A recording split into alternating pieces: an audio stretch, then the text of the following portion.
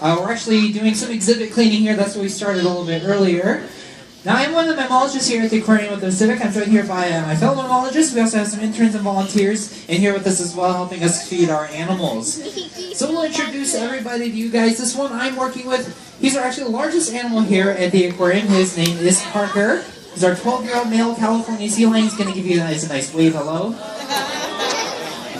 You gotta wave it there.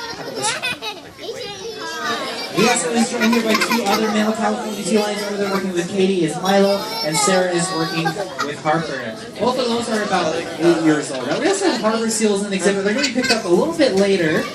So you'll see them probably in the front pool, mostly in the back pool. But we do have harbor seals in this exhibit as well. You know, one of the questions that we get when we're working with these animals is why do we train them? Why not just come in here with a big bucket of food, toss it in the water, and be on our way? Well, we actually train our animals for 3 very important reasons. Now, one of those reasons is something called husbandry. Now, husbandry is just a fancy word for healthcare. It means we train our animals to participate in their own healthcare. So you're going to see a variety of those behaviors happening here. There's actually a visual layout over there from Harpo. I'm going to do a dorsal layout here with Parker. Now this is a great way that we can look over their entire bodies, making sure they don't have any bumps, scratches, bruises, or anything like that. We can also do flipper presents, we can do eye exams, we can weigh our animals in our holding area. Here, right hand side through those windows is a giant metal thing on the ground. That's a scale where we can weigh our animals. Now we can also do mouth exams with them.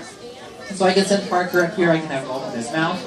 Get a good look inside there, making sure everything looks nice and healthy. Now, sea lions actually have black teeth. Due to natural occurring bacteria in their mouth, it turns their teeth black. So having black teeth for a sea lion is actually healthy. Now, the second reason we do training is for physical exercise. Just like it's important for us to get our exercise every day, it is important to make sure that these animals get their exercise as well. So we have trained them a few high-energy behavior. There's some dancing over there. Some spins as well. We can demonstrate a lift up here from Parker. You can lift the entire body up on those front 2 flippers. We can also have Parker demonstrate a pillar behavior, but we're going to see some focusing. There's some focusing from Milo.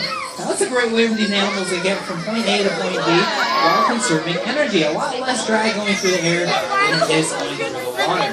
Some of the things with Parker demonstrating a pillar behavior is a vertical launch up and out of the water. You already saw one from Harpo, but he has to get big with a speed run. There's that pillar behavior. Just to show you how strong he is, that he's able to get that 700-pound body up and out of the water.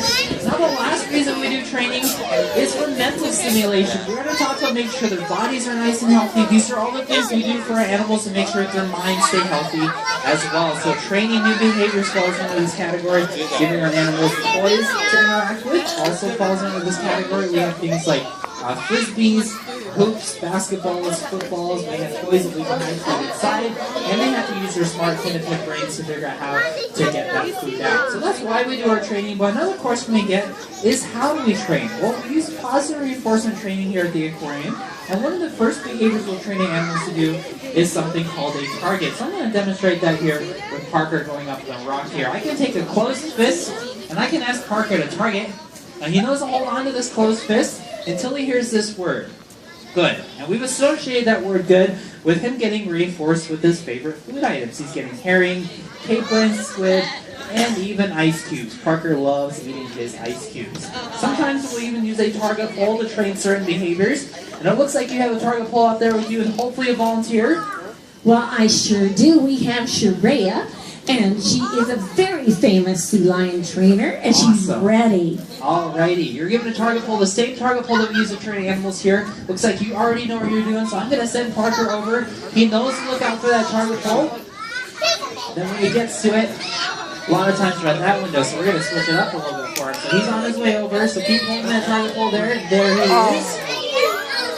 Now he's going to wait for that word that we talked about. Good. I want to ask him again. Good.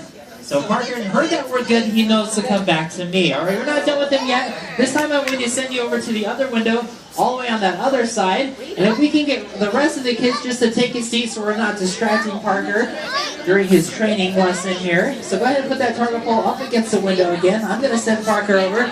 This time I want you to walk in the other direction. And you can move a little quicker this time too if you want. He's an excellent swimmer. He can keep up. Excellent job. Excellent job. Good. And he heard that word good. He knows to come back to me. Everyone give our trainer a round of applause. He's doing an awesome job. demonstrate that behavior. Well, Val, we're going to continue with our training session. I'll pass the microphone over to you. You can tell them the differences between seals and sea lions, and I'll be back to talk with you guys in just a little bit. All right, well, this is the fun thing. This is the time I get to train the audience. Yes, you're going to learn the difference between seals and sea lions. Are you ready? Yeah.